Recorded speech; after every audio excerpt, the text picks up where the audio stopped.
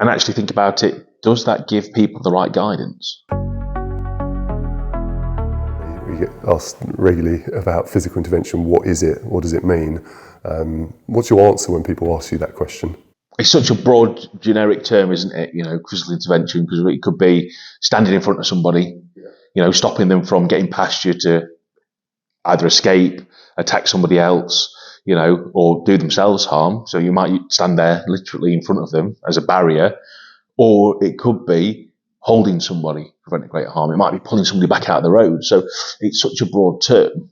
And then we have to look at, don't we, whether it's reportable or non-reportable. And I think that's something that we can explore.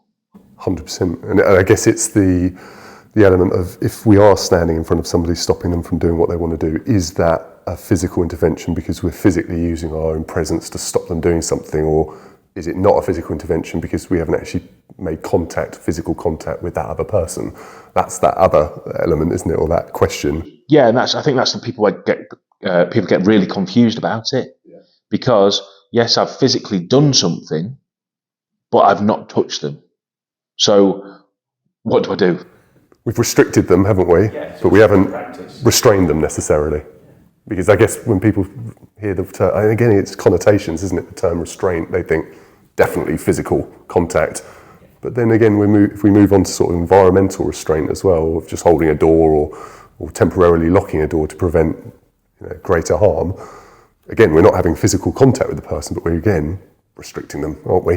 Yeah, so I think the question of what is physical intervention, we need to maybe look at the overall definition of it, which is us deliberately acting in order to restrict somebody's movement or liberty to prevent a greater harm, and it's done in everybody's best interests.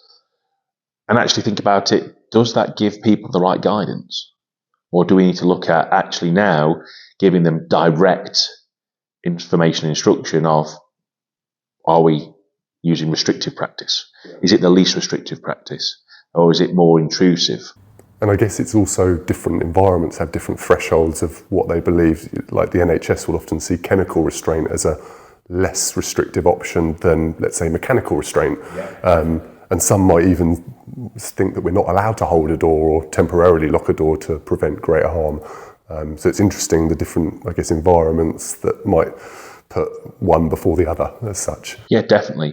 And hopefully through this medium, we can give people a bit of clarity, a bit of direction, increase their knowledge base and reduce the risk to them, not only physically, but ethically, morally and legally as well.